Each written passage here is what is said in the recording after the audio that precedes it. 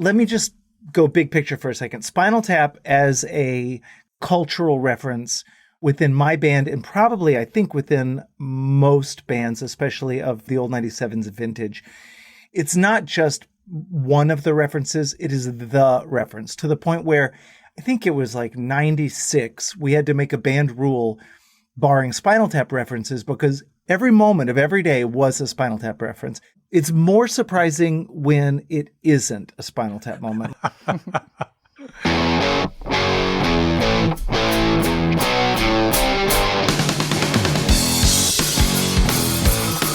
Hello, Cleveland! Turn your speakers up to 11 because it's time for Too Much Effing Perspective, the podcast that asks musicians and entertainers to relive their most Spinal Tap moments when nothing goes right and everything gets kind of weird. I'm your host, Alan Keller, a comedy writer in LA and lead singer of the least heralded Chicago band, The Falling Wallendas. And I'm your co-host, Alex Hoffman, former tour manager for Radiohead and lead singer of the least heralded Milwaukee band, The Vainglorious. Our guest today is Rhett Miller from the old 97's. We're going to talk to Rhett about the time Kobe Bryant said cool after he sang the National Anthem at a Lakers game. We're also going to talk about the time Kobe didn't say cool when Rhett sang the anthem stoned, and how awkward it was being at a recording studio when Kanye West was in the vocal booth taking a quote-unquote nap with a lady. That was their words, not ours. So without further ado, let's go to the TMEP show. It really puts perspective on things, doesn't it? Not too much. There's too much effing perspective now. Alex, I'm a sensitive guy. Mm-hmm. Not in the sense of like, you could tell me your problems over a beer and I'd give a crap. I'm sensitive in that I feel easily slighted. Like, if I send a text and I see it was read, but then there's no immediate response, I feel hurt. Oh. Or if my oldest daughter doesn't have my music on any of her playlists, I feel hurt. Or if I'm recording an album with my band, The Falling Wallendas, and Shirley Manson is recording at the same time in the studio next to ours with her band Garbage, and we've had plenty of pleasant chit-chats over the course of a month. And then I ask her if she wants to hear the song we just mixed, and she says, "No, I'm writing a letter." I'm sorry, I feel hurt. Ouch. Did that really happen? It really happened, and we had Matt Walker on who's played with them, and I always bring it up. And this thing with Shirley happened like nearly 30 years ago, but it still bugs me. And the fact that I just don't let it go is something I'm not particularly proud of, but that's just who I am. And it can be counterproductive. Sadly, I'm similar. I still think back sometimes on something someone did or said a decade ago, and my inner voice will say, what a knucklehead. A decade ago, that's like yesterday to my grudge factory. But, okay, I'll give you an example. Like, one of the biggest supporters of the Falling Wallendas used to be ex-Rolling Stone magazine editor Park Puterbaugh. Park loved my music, wrote fantastic reviews about me and my band, and hipped other critics to us. Oh, that's nice. Yeah. But then in 2000, I released a solo album called Wuthering Depths, which I think is the best thing I ever did. Unfortunately, hardly anyone else heard it because I put it out myself and I wasn't playing live anymore. But I got it to some critics, and the few reviews I did receive were really, really positive. In fact, I even got a feature review in Stereo Review magazine. Wow, nice. Yeah, and it was really cool because that's a national magazine, and to review an album that really wasn't available was great. Anyway, every year, the Village Voice used to conduct a music poll where critics would submit their top 10 albums of the year, like the ultimate best of. Mm-hmm. And you could look up each critic's ballot online, and Wuthering Depths, which really, I could say had 20 copies sold, got several votes. But one person who didn't put it in their top 10 was Park. Oh, wow. But, it didn't mean he didn't love it. Didn't mean it wasn't 11th, but it hurt my feelings. So of course it did. So I called him up and I gave him a little shit about it, trying to act like I was kidding about being annoyed. Yeah, great idea. But I guess I'm not that great of an actor because our relationship was strained from then on. I suppose with the benefit of hindsight, you got to ask yourself, what's to be gained by going down that path, right? Chalk it up to my insecurity with never achieving the recognition for my music that I hoped I'd get, and frankly, I think I deserved. So it made me feel a little less awful about myself when our guest today, Rhett Miller, laughed about occasionally feeling the same way. And if someone who's far, far, far more successful and even more charming than you feels that way, well... All right, I'm starting to feel bad again. Oh, I'm just kidding, Alan. My feelings are hurt. You know that I'm a fan of your stuff, right? I know. In fact, the reason that I agreed to do this podcast with you is because I felt like maybe, finally, your time has come. That's the nicest thing maybe anyone's ever said to me. Thank you, Alex. I appreciate that. But if your time has come, I want my payoff for all those unrewarded decades of love and support. Listeners, if you want to make Alan feel better about himself, and frankly, me too, and you haven't heard other episodes of Too Much Effing Perspective, well, we'd ask you to check out some of our great conversations with guests like Joey Santiago from the Pixies, Carrie Brownstein and Corin Tucker of Slater-Kinney, Old Crow Medicine Show, Drive-By Truckers. Not to mention artist Shepard Fairey, actress Julie Bowen from Modern Family, and comedian David Cross. There's a ton of them. But now, let's get to our chat with Rhett. But first, a short break. And now a musician who performed a We Are the World parody with Elvis Costello, Norah Jones, Mary J. Blige, and Sheryl Crow on NBC's hit comedy 30 Rock, Old 97's Rhett Miller. Welcome, Rhett. We're delighted that you're here with us on Too Much Effing Perspective. Let's start with this. Is it true that you've played, what was the number you said, Alan? Was it like 2,000 shows, 4,000 shows? Rhett said he's played like 150 shows a year.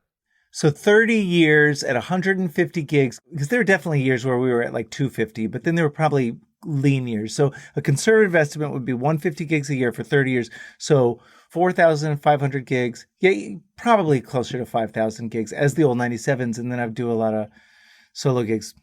Yeah. So I'm going to just ask you the impossible question.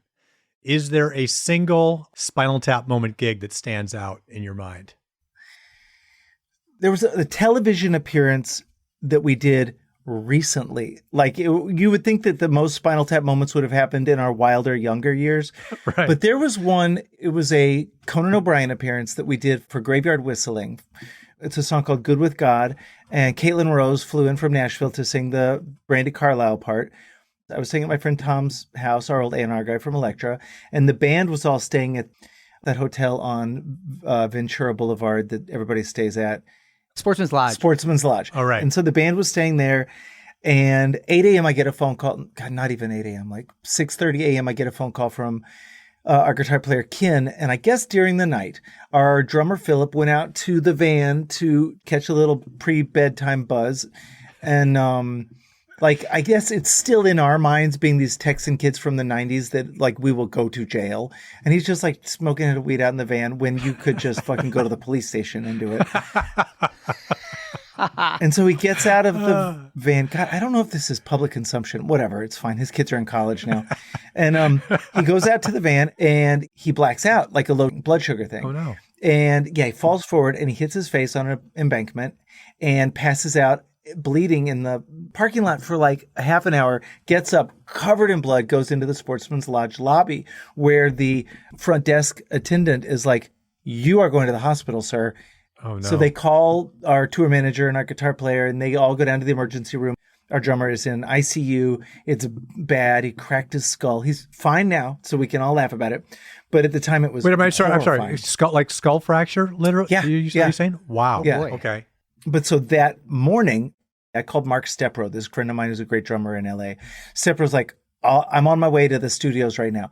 We all played together for the first time at 10 a.m. during sound check. At noon, the director came by and listened to us play it, and Mark killed it, and Caitlin Rose sounded great. The band was all freaked out because we're worried about Philip, but we make it through the director run through, and then as we finish, the guitar player Ken goes, "I need to have a band meeting right now in the green room." Murray, the bass player, and me and Ken go into the green room, close the door, and he locks it, which is very weird. And then he turns around and he goes, "Guys, I'm freaking out. I'm tripping balls. I accidentally ate.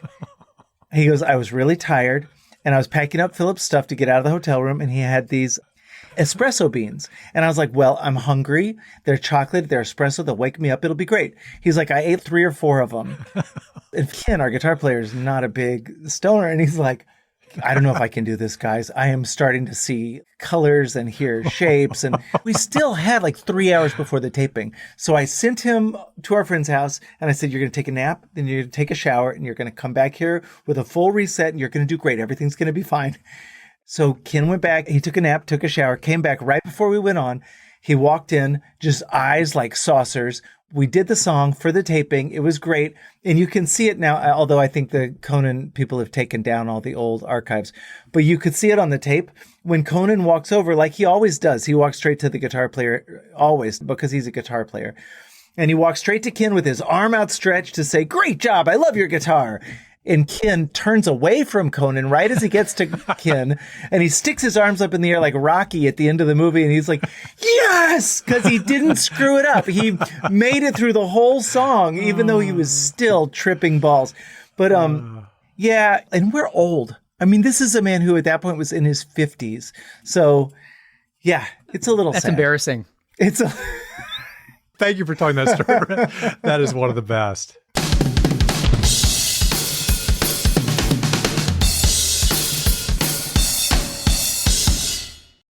Rhett Miller, come on down. What's your favorite scene in the movie This Is Spinal Tap?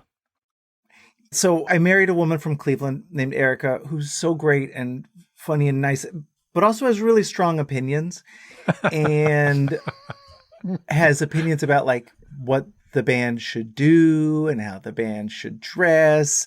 And she's constantly coming in before like TV appearances or big shows and giving input about outfits. Maybe she's telling Murray to clip his nose hairs. There's just sometimes a line might get crossed, right? And so did she ever give you astrological sweatshirts to wear? that's my point. They started calling her Janine in the band.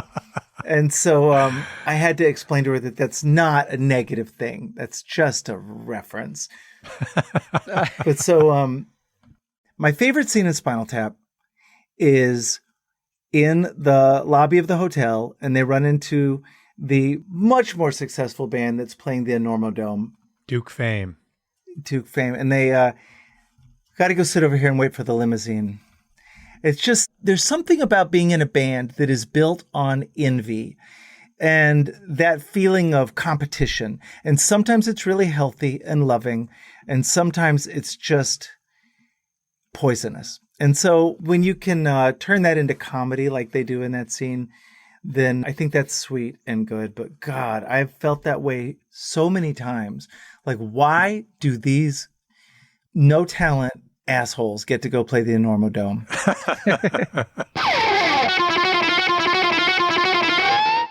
You've had the opportunity to work with a number of your heroes, right? You've collaborated with Waylon Jennings, Roseanne Cash, Rick Nielsen from Cheap Trick made a cameo in one of your videos. You've worked with Peter Buck. Have you had anything that you would kind of characterize as a Spinal Tap moment working with any of those folks? Man, let me just go big picture for a second. Spinal Tap as a cultural reference within my band, and probably I think within most bands, especially of the old 97's vintage, it's not just one of the references, it is the reference, to the point where I think it was like 96, we had to make a band rule barring Spinal Tap references because every moment of every day was a Spinal Tap reference. I am so glad you shared the story about the old 97's having an oratorium on Spinal Tap references. When I was tour managing Radiohead and they first came to the US, they had just flown in. We were on the bus driving to our first show up in Boston. I called the band and crew in for a meeting in the front lounge. I said, look, I don't have a lot of rules, but I do have one. Do not quote Spinal Tap. We don't want our tour to turn into it. And they're like, yeah. That sounds like a good policy. It's more surprising when it isn't a Spinal Tap moment. Like, for instance, when Waylon Jennings winds up being like this really sweet, down-to-earth dad who's super generous and wants to tell stories. He told the story of putting Buddy Holly on an airplane the airplane on Buddy Holly's final trip. And they had flipped a coin to see who would get to ride on the airplane versus the bus. And Buddy Holly won, quote unquote, and got to ride on the airplane. And Waylon, as a joke, the last thing he ever said to him was, "I hope your damn old plane crashes." Oh my goodness. Yeah. I know he told that story a million times because I'd heard it, in a bunch of places. But when he told us that story during the lunch break, he still got tears in his eyes. And it was still this just incredibly human moment. It's your heroes are still people, and that's for better or worse, obviously. Can I give you our expansive view on what a Spinal Tap moment is? Yeah. Because that's a great story. But basically, it's things that weren't funny when they happened, but are funny in retrospect. Well, with the Waylon Jennings thing, there was a really tense moment in the recording studio with Waylon where he kept mispronouncing a word, and he was doing a song that I had written. And I was 25, and he kept mispronouncing the word elixir. And finally, like after however many takes, they're like, "He's not going to get this, is he?" And they all look at me. I'm the youngest person there. I'm like, "Fuck, I got to go in and sit down with Waylon Jennings." And so I went in and I sat down cross-legged on the floor. He was sitting in a folding chair. And I looked up at him. I said, "Mr. Jennings, this is incredible. You sound so great, but you keep mispronouncing this word elixir." And he said, "Well, what the hell's an elixir?" And I said, "It's like an old-timey drug." And he's like, "Oh, you think I'd know that?" Like, I know, exactly. He's like, "What am I saying?" And I'm like, "You keep saying Excelsior," which is a whole other thing. And he goes, all right, I'll get it. So he did it again and said Excelsior. And I was like, I had to go back in and sit on the floor. And he goes, "I did it again, didn't I?" And I said, "Yeah."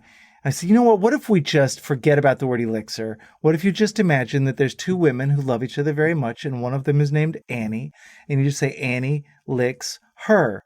He looked at me weird, and I thought for a second, oh no, he's going to get upset. And he goes, "You're sick. I like it." And he fucking nailed it on the next take, and it was perfect. But So I have a similar story. I am friends with Peter Buffett, who's Warren Buffett's son. damn. And his ex-wife was the manager of my band, Women's Liberace. And I was living with Peter in Milwaukee. And this was the night before the 92 election. Bill Clinton was making a whistle stop through Wisconsin. And he comes to the mansion to film his last commercial. And at that time, he's talking like this. He can't even talk. Then he goes on camera to film the commercial. And he's perfect. He's crystal clear. But right afterwards, he's back to this. So he goes up to everybody at the end of the night to shake their hand, and all the press is there. And he comes up to me, and I said, "That was a Brian Piccolo performance, sir." And so if you don't know, Brian Piccolo was a Chicago Bear football player. He died of cancer. There's a movie made about his life called Brian's Song, which is about how brave this guy was. So I'm basically saying to Clinton, man, that was really courageous, right? But he's looking at me like he doesn't know what I said or what I meant. And I'm stuck there with him shaking my hand for what feels like an hour, 2 hours, 3 hours. And just as I'd given up hope that this was going to turn into a cool moment, he says, "Well, I hope it turns out better than that." Yeah. I mean, he bailed me out. Just like Waylon bailed you out. That's the thing. I mean, that's what you want from your heroes, right? You want them to be generous people that get it. Yeah.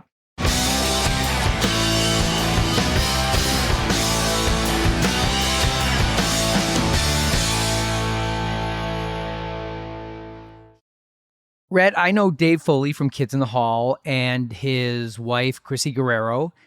She sang on one of your albums, and I told her I was talking to you today, and she said to say hi. Yeah, she's great. It's funny, when you asked me about a Spinal Tap moment, I've gotten to know Dave over the years some, but the first time I met him, I did such a stupid thing where I've never forgotten it. I don't know if you guys are like this, but for my whole life, there's a handful of things that I've said where I'll wake up in the middle of the night and go, "I can't believe I said that to Dave Foley." And it was the late 90s. We're both on Letterman. It was during a summer break from news radio, and I'm a huge Kids in the Hall fan. We reference Kids in the Hall in the opening line of the single off the most recent old 97's album. And so I asked if I could meet him. We were on the stairwell, I remember, in the Ed Sullivan Theater, and I was nervous, and his hair was dyed blonde. And I said, how come you dyed your hair blonde? He goes, well, I dyed it blonde for a part. And at the time, Dave had always been, young and trim, and he had put on a few pounds. God knows I know the feeling, right? Now, so thinking that I'm so funny, I said, oh, did you gain that weight for the part too? And I'm like, what am I thinking? But like Bill Clinton, he smiled like a wry smile and he goes, no, that's from having a hit television show. And I was like, oh yeah, he just spiked on me. Thank God. Thank God. He could have just stormed off, but we've met since then. I shared that memory with him and apologized again. He's like, you probably shouldn't have brought it up again. You did. It feels like Rolling Stone has kind of a love affair with you. I was pleasantly surprised with just how many headlines feature you and the old 97s over a number of years, up to the present, really. It's like, see Rhett Miller spar with God in raucous Jesus Loves You performance. Another one, year in review. So, how was your 2020, Rhett Miller? Another one is old 97 singer Rhett Miller damages voice, resorts to Twitter. Oh, no. Rhett Miller interprets David Bowie's Queen Bitch. So is that, in fact, the case? Is there a special relationship there? Man, I'm friends with some of the folks at Rolling Stone over the years, but they're not even the folks that make the decisions to throw my name into those headlines. And God knows I'm grateful for any stuff like that I get. But, it's that kind of thing. Like, I remember the first old 97's Electra record, our first review in Rolling Stone.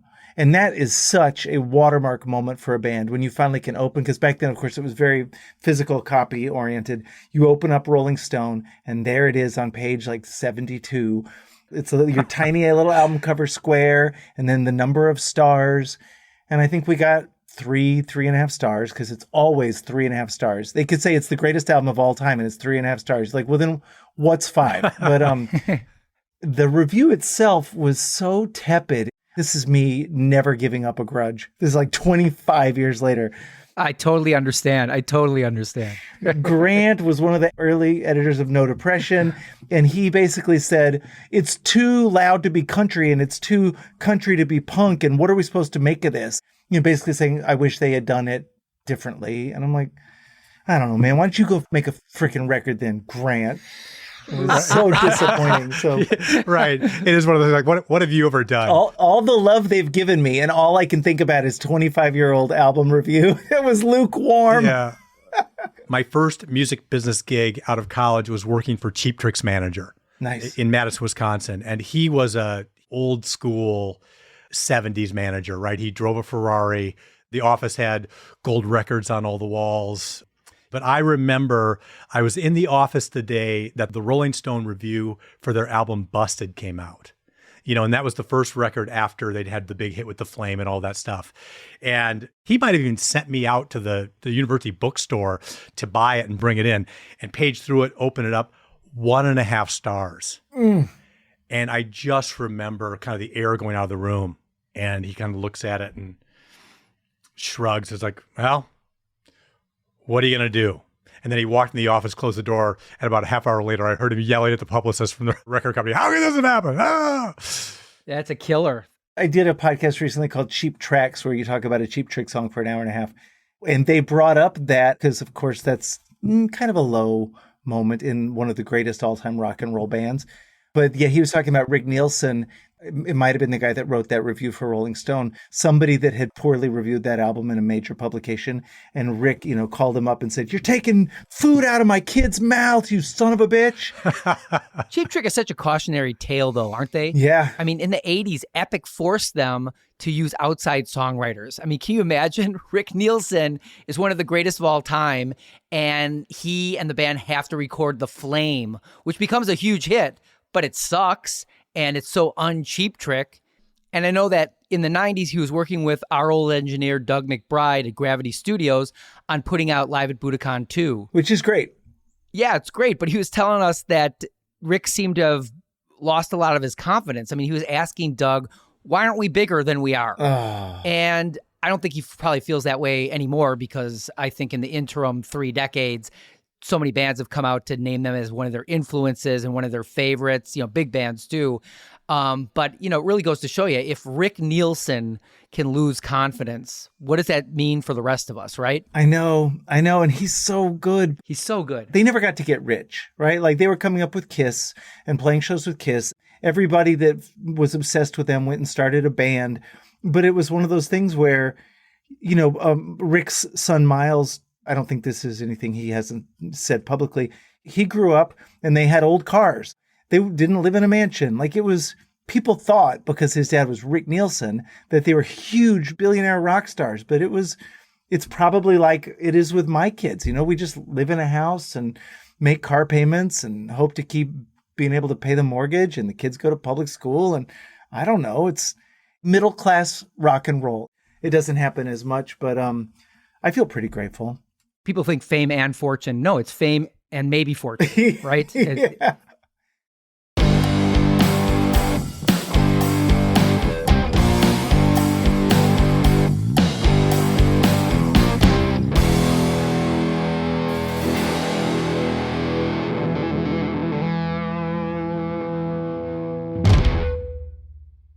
Hey, listeners, you get to decide for yourselves if there's a reason Alan and I are unheralded musicians. At the end of every episode, we play a song from his band or my band. So stick around. We're from Milwaukee. I actually lived in Chicago for like a decade, and the alt country scene has always fascinated me because it's a Chicago phenomenon. It's not a Southern phenomenon. Yeah. We had Uncle Tupelo, and then it becomes Wilco and Son Volt, and then you had Robbie Fulks and John Langford, and you had the Mekons, and then the Mekons did the Waco Brothers, right? And so it's all kind of comes from there. How do you think you guys fit into that whole scene? We owe our career to Chicago as well. I was on tour with a band called Kill Billy that was like a bluegrass punk band. That band was friends with the folks that would go on to start Bloodshot. I went through just playing rhythm guitar. I never appeared on an album, but I was a touring rhythm guitarist for that band. I think they wanted somebody young. It was so fun, and it was a total learning experience. And I met a bunch of really nice folks in Chicago and brought in the old 97's first recordings. I remember driving all night long to go open for Robbie Fulks. I think it was a bill with Robbie and then the Blasters. And we played first, and it was double door. And it was one of those nights where, for whatever reason, the room was jammed, and we killed it. And that was it. And Chicago decided that they loved us. And then we went home to Dallas, and we were like, why do you motherfuckers not show up at our gigs? Because Chicago loves us, and Chicago's way cooler than Dallas. And they're like, oh, we actually love you now too. And so we started doing well at home because we had done well in Chicago. So yeah, even though we're not from Chicago, I definitely feel like we owe a giant debt of gratitude to Chicago. Was that before or after your big South by Southwest show in 95 when you guys obviously were loved and sparked a bidding war? That Chicago thing was 94. And then that whole year, 94 into 95, we would blast out in our old, Dodge van and just tour as much as we could. A lot of it was St. Louis, Chicago, home. But then we did West Coast. We did the Northeast a little bit. And then it wound up culminating in that South by. And then the 6 months after that South by Southwest, where we had like 15 major labels spending tens to hundreds of thousands of dollars to try and get us, an alt country band, to sign to them. And it was great. I mean, it was heady stuff for sure. And we wound up at a label which really wound up being good for us, because without us kowtowing to radio or changing our name, which they wanted. I mean, at the beginning, they're like, what about the new 97's?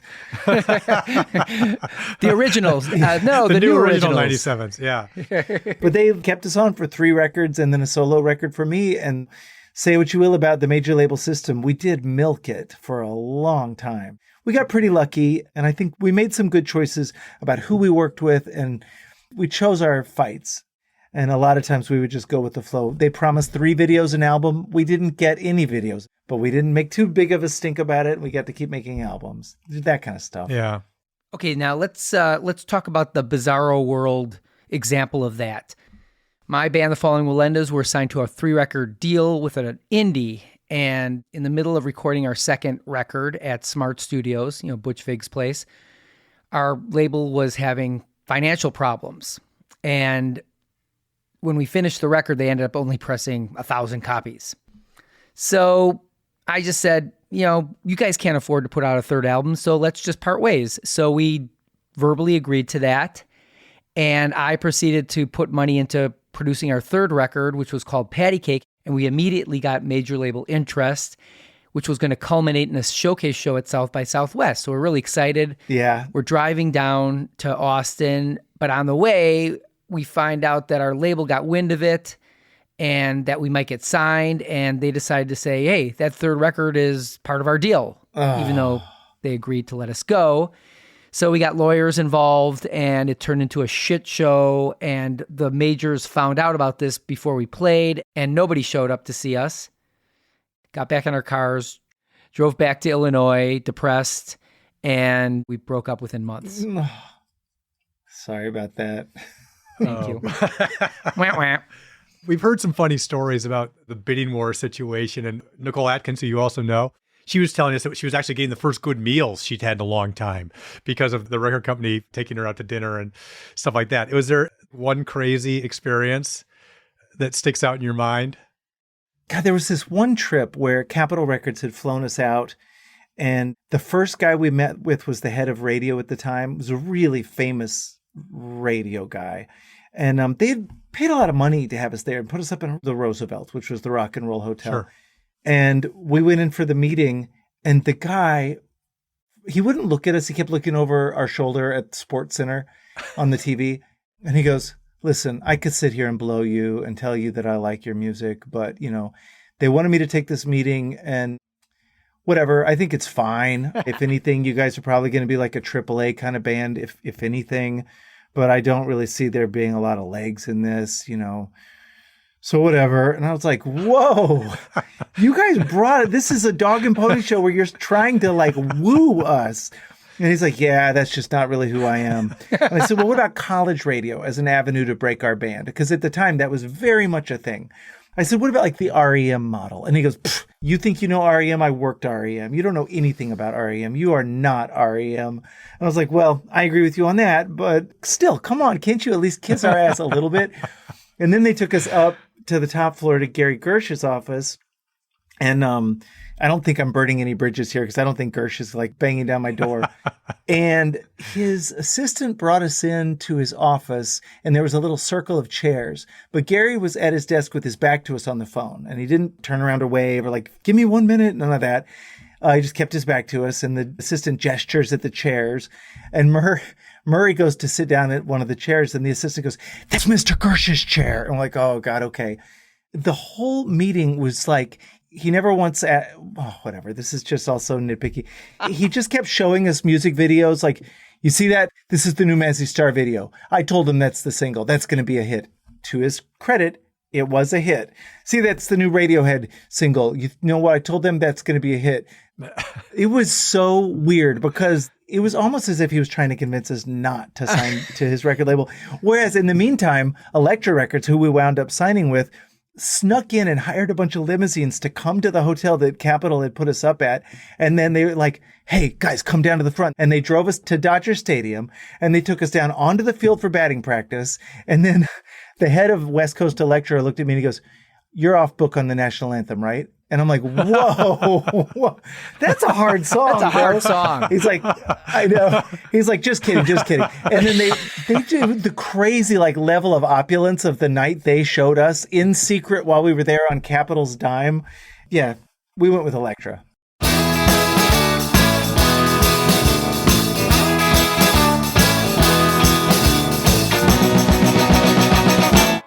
So did you end up singing the Star Spangled Banner? Because that's like the patriotic dream on. It's so hard to sing, right? It's like only a few people so can sing hard. that. Yeah, it is. Yeah. I used to sing it for the Lakers all the time until there was one time. Like I'd done it for Wait, are you 5 serious? years. You actually, at the Staples Center, you sang it for the Lakers game? I sang it at the Forum and at the Oh my Staples God, Center. the Forum. Yeah, both of them. The Forum was better because before the anthem, you would go back into the freaking band locker room and smoke weed because of course, and they're like, that's the room for Sean Penn and Jack Nicholson. That's where they go do whatever they do in between quarters.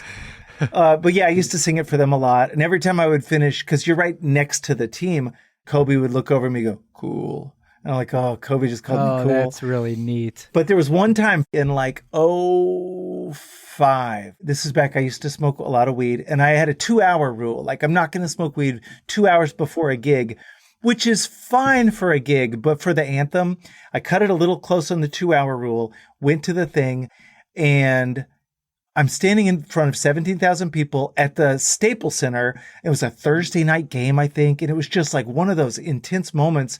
And I look over and Adam Levine is like right there giving me the, "Who are you, bro?" Proudly we hailed at the twilight's last gleaming, whose broad And so stripes I hit that moment that always screws people up. It's the end of one verse section. It's the same as the end as the second. And if you say the words for the second, you are completely gone. And I started to say the wrong lyrics, caught myself, but not without like a big hiccup of, and then I punk rocked the finale.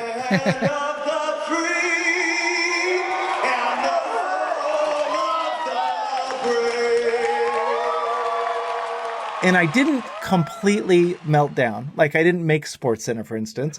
But it was to the point where, as I was leaving the court, first of all, Kobe did not say cool. And then as I was leaving the court, people were like, "Good save, bro." They noticed. After that, I was like, you know what? Courtside seats are not worth the pressure of that. But you got courtside seats. unbelievable. Every time you sing the anthem for the Lakers, you're courtside. Wow. It was great. That's pretty fun. Alan, you ought to get on that list. I know. Speaking of Dream On, I remember I went with a younger friend to live karaoke, and I thought, okay, I'm going to blow these guys away. I'm going to sing Dream On. Oh, boy. And I'm like, oh, that's right. The N goes up like 15 octaves. And I blew it. It was so embarrassing. And then, so I started like twirling the mic like Roger Daltrey as a diversion.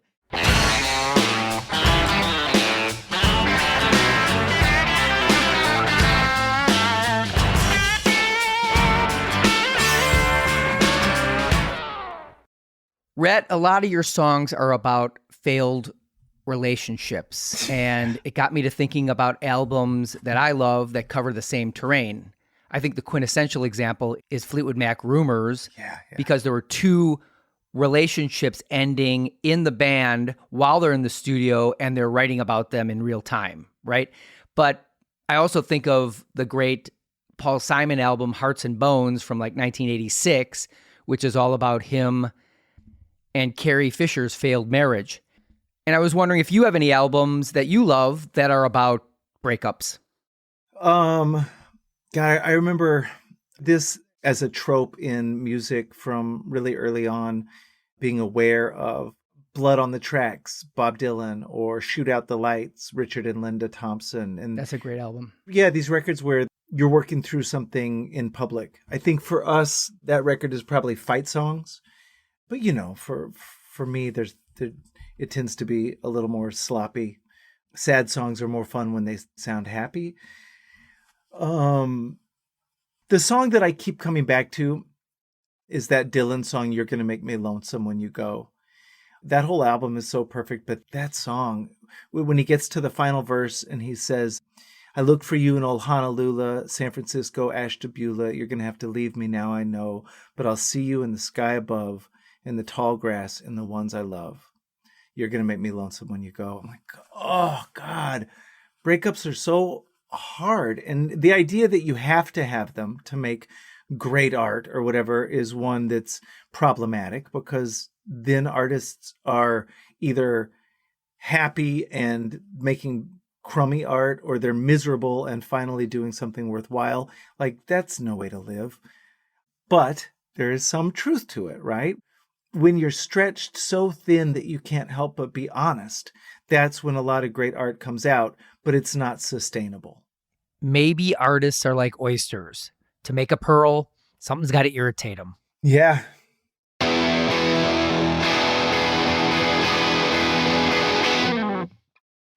Back in 2002, you worked on your solo album, Instigator, with one of my favorite producers, John Bryan, who's worked with Fiona Apple and Amy Mann, et cetera, et cetera. How was that? I mean, he's a pretty idiosyncratic guy. Man, he's so brilliant. And it's funny, he is idiosyncratic in a lot of ways, but he's also like one of us. Like, okay, he's a genius and he can do things that nobody else can do.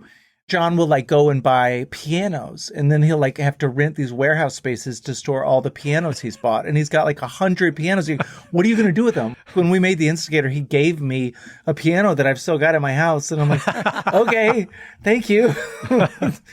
But working with him was pretty incredible. It was still, the old budgets and the old ways of doing things. So we spent 4 months locked out at NRG, and it was just so fun, man. Just the list of drummers was incredible. Jim Keltner played on the record. Wow. And then just spending the day listening to his stories. But we would spend whole days where John would be trying to find a guitar tone for a solo, and that would be the whole day. And now when I'm making records, like in one day, you want to get 3 songs completed. And back then we're like, finding a guitar tone is the whole day. It's a different world. I met John once. I remember I was at Sunset Sound Studios to see Brian Wilson record because basically half of my band left me to become Brian Wilson's band. Wow. And so I went there once. Disney found an unfinished Gershwin song and had Brian finish it. And my friend is also one of the co-writers. So it's Wilson Gershwin is my friend's name. Wow. So I went to Sunset Sound just to hang out and watch them record. And John Bryan was there. And I can't explain this. This is almost like your story with Dave Foley. But he's in there and he's got like this, I don't know, he looked breezy. Let me just say he looked breezy. And I was introduced by someone. I said, John, this is Alan John. And I said, you look like the male Mary Poppins. And he was like, okay, thank you. Oh my God, you're reminding me of a John Bryan Spinal Tap moment where he was in the studio making a record for Kanye, early Kanye. And he called and he goes, hey man, you want to come by the studio today? I think it was Cello. Kanye's out. And I said, oh man, that sounds cool. He's like, it's super chill. It's fun. You'll be able to hear some of what we're working on. And it's really cool. So like an hour later, I pull up and he's in there with Tom Biller, his engineer, and it's just the two of them. And the lights are really low and the vibe is really weird and nobody's talking and it's not fun at all. And I'm like, well, what's going on? You said this would be fun. And he's like, actually, Kanye's here right now. And I look around and it's the B room and it's small and there's nobody there. And I'm like, okay, where? And they go, well, he's in the vocal booth taking a nap with a lady. And I'm like, oh. They're like, yeah, he was out on the street and he saw a girl walk by that he thought was hot. So he said, hey, you want to come in and hear some tracks? And so we played him a song. And now like 10 minutes later, they're in the vocal booth together. I'm like, oh my God. I'm doing this wrong. Oh, my goodness. I've never stopped laughing about that phrase. He's in the vocal booth taking a nap with a lady. That is awesome.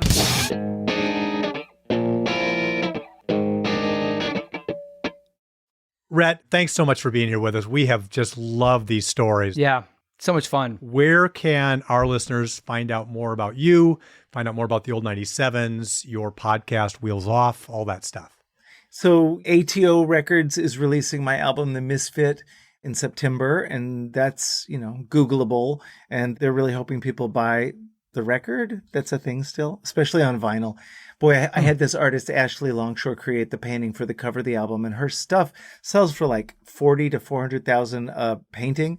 So you could buy for a way lower price point a copy of the vinyl, and then you own an Ashley Longshore painting. So that's pretty cool. And then Wheels Off comes out every week. The 97's are about to start recording a new album. My second kids book just came out on Little Brown Young Readers, and that is called The Baby Changing Station. And that's kind of a fun book because it's got some rock and roll references in it. The conceit of the book is there's an older brother. When his younger brother arrives, his baby, he's jealous of him because he gets all the attention. And he gets sent to the baby changing station in the pizza place to go change the brother's diaper for the first time. And the baby changing station is magical and offers him the opportunity to trade his little brother in for gifts, basically. Spy goggles or a pair of electric guitars is one of them. And so he starts imagining what he could do with them, but he thinks how much cooler it would be if he and his brother both played in a band together. And so there's a part of the book where it lists off the great bands that are composed of brothers, the Beatles, Oasis, the Kinks. He does say Sly and the Family Stone, which I'm not sure was an actual family band. So there's a little rock and roll even in my kids' book. The Davies hated each other, though. You bring that in there? I know. Yeah, we sort of glossed that over in the kindergarten level reading book. Good idea. All right. Thank you, Rhett. This has been great. I could talk to you guys all night. This is awesome. Thank you. Yeah, ditto.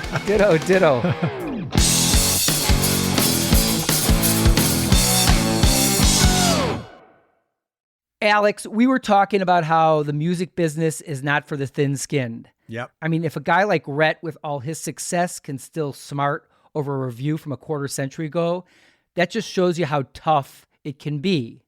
And let me tell you, the movie business, it's 5 times worse. Do tell.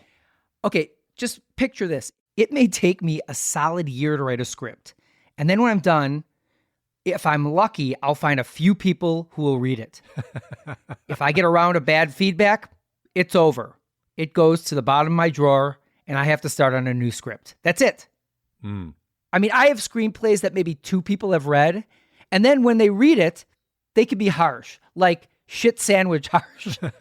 Okay, I'm going to just quote an honest to God, this is from a screenplay I wrote called, I don't even remember what it's called. I kind of repressed it already, but this is what they wrote. The dialogue feels overwhelming at times, along with a large amount of the jokes not landing, so it only hurts more being pelted with a consistent number of repetitive duds.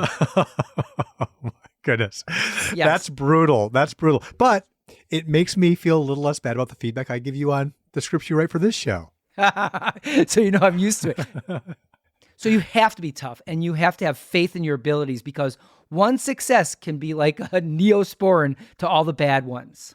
Well, right. There are people that are legendary, like John Legend, who talked about all the times he got turned down before he finally got a record deal. And he was actually working with Kanye West from very early in his career. So it's just like, even when you have wind in your sails, it still can be an onslaught of rejection before the right thing comes along. So yeah, you got to believe in yourself. You're absolutely right.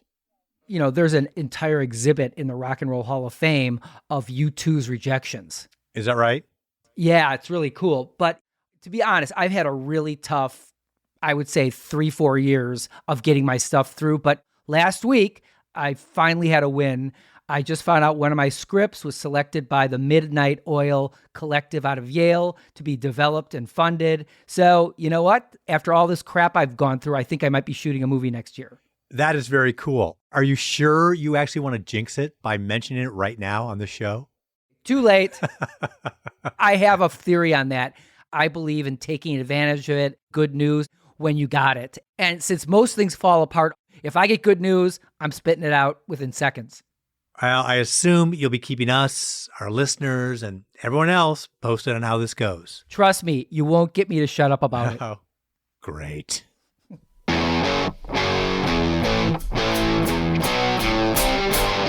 Thank you to Rhett Miller for sharing his effing perspective on fame, fortune, and that other F word, feelings. When Alan and I lack in IQ, we more than make up for in EQ. Just ask our wives. And we feel warm and fuzzy about this conversation with Rhett. We hope you feel the same, listeners. Special thanks to Kirsten Cluthy and Osiris Media for sharing this episode on the Wheels Off podcast channel so that Rhett's fans can enjoy it too. We love that spirit of collaboration. Thanks also to Joe Civic of the Missing Piece Group for helping to bring Rhett to the TMEP show.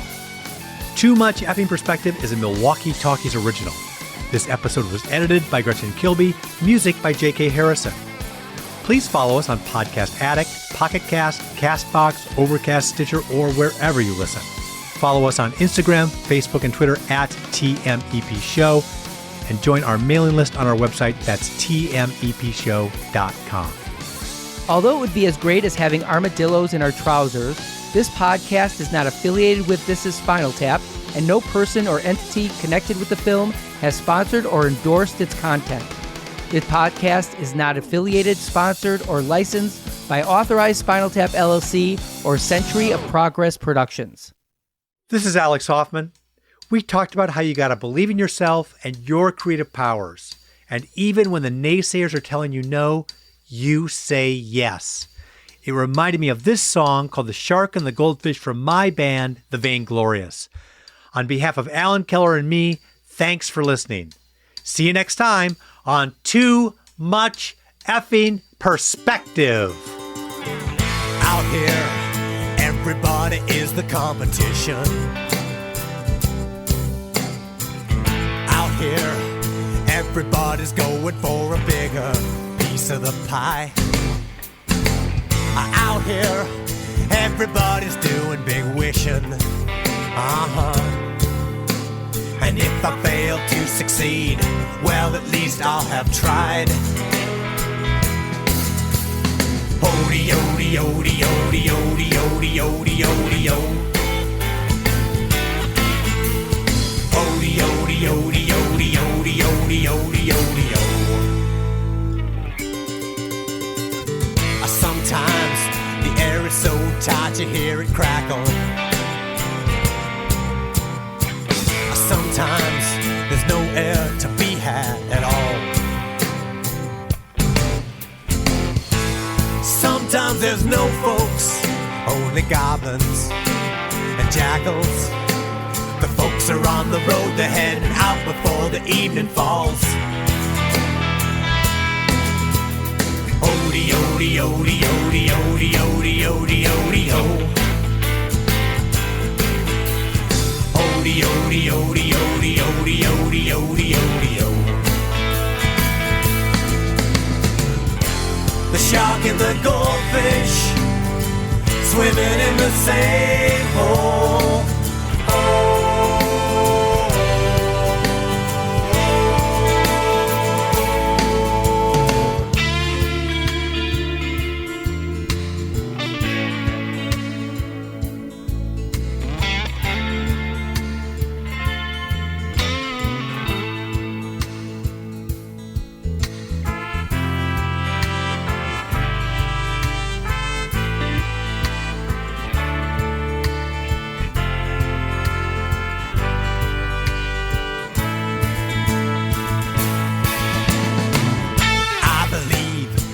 Came to this town for a reason.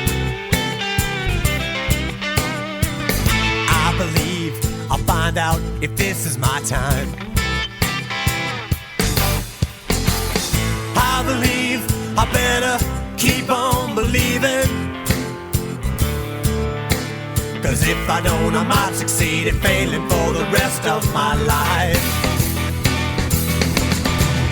Odie, odie, odie, odie, odie, odie, odie, odie, oh. Odie, odie, odie, odie, odie, odie, odie, odie, oh. The shark and the goldfish swimming in the same hole.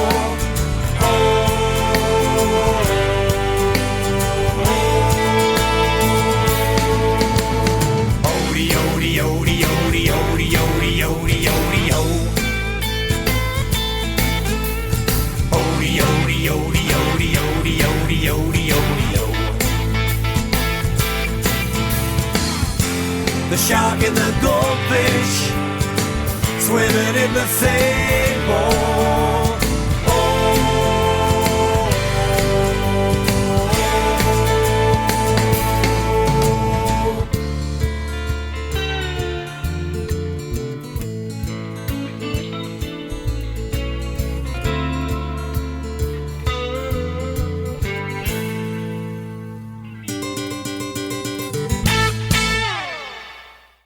Evergreen Podcast Network.